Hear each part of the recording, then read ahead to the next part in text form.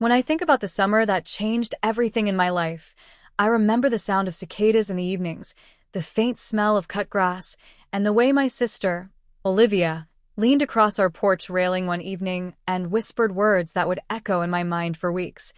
Jerry gives me everything I need. At first, it sounded like a simple comment, one of those things siblings say when they want to make a point about being happy, satisfied, or taken care of. But it wasn't simple at all. It was the kind of statement that cracked something inside me, something I didn't even know was fragile, until that very moment. I grew up in a small town where neighbors weren't just people who lived next door. They were family, or at least close enough to it. We borrowed sugar from each other, watched one another's kids, and sat on porches during summer nights, sharing stories until the stars came out. Our neighbor, Jerry, had lived across the street from us since I was a teenager. Jerry wasn't extraordinary at first glance.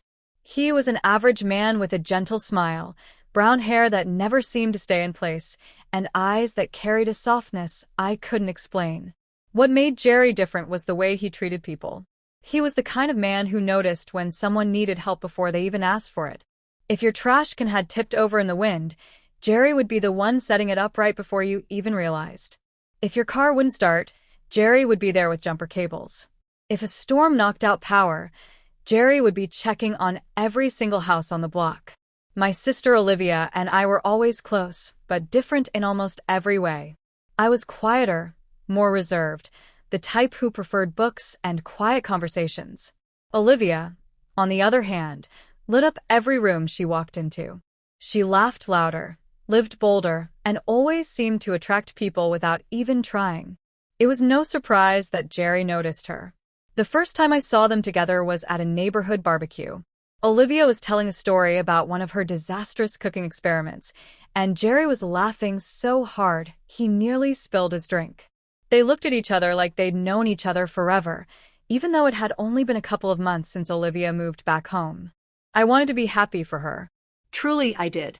Olivia had been through so much: heartbreak, bad relationships, disappointments that left her drained. Seeing her laugh again, seeing her smile in that way that reached her eyes, should have been nothing but a blessing. But when she leaned on the porch railing weeks later and said those words, "Jerry gives me everything I need," I felt something inside me tighten. Because deep down, I knew I had felt something for Jerry long before Olivia did. I never admitted it to anyone, not even to myself most days. I told myself it was just admiration, that I respected him as a good neighbor, a good man. But the truth had been hiding in the little things. The way my heart skipped when he waved at me across the street.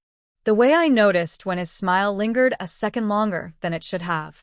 The way I found excuses to walk outside just as he was mowing his lawn, pretending I needed to water the plants. I buried those feelings, of course. That's what you do when you care about people. You push aside what could cause pain, what could complicate lives. I thought I was doing a good job until Olivia made that comment. Suddenly, it wasn't just an unspoken thing.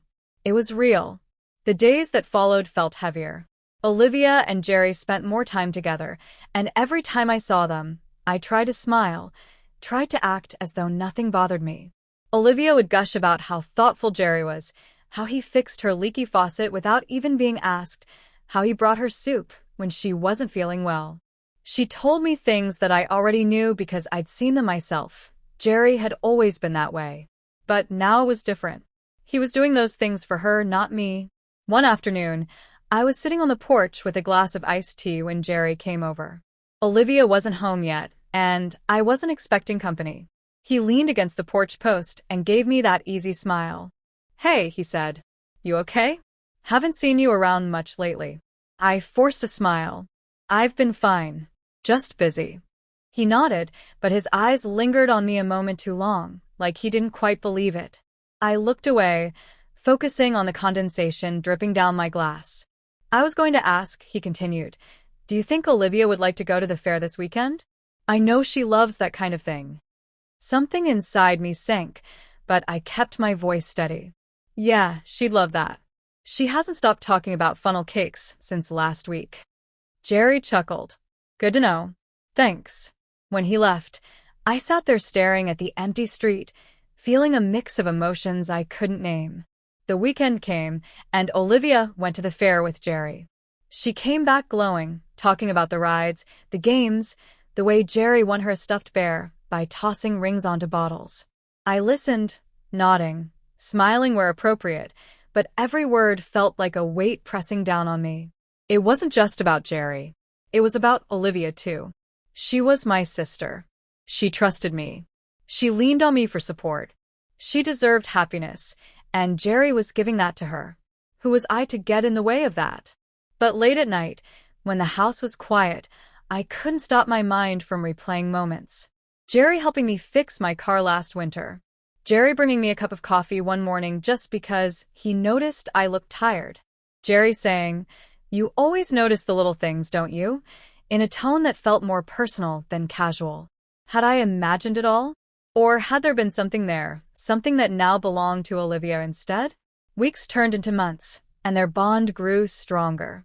I watched them carve pumpkins together in October, string lights in December, and walk hand in hand down the street as if they'd always belonged to each other.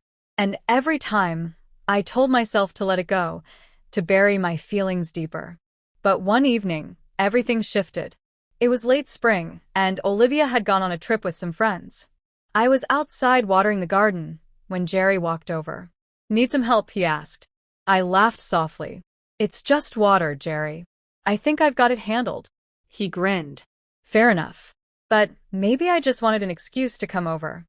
I froze, the hose slipping slightly in my hand.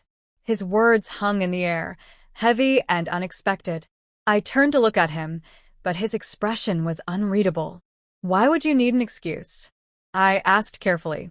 He shrugged, his eyes meeting mine with a seriousness I wasn't used to.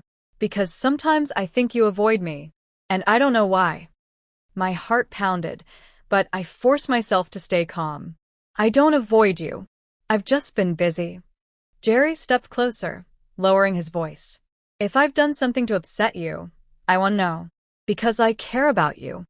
Those words were dangerous, and I knew it.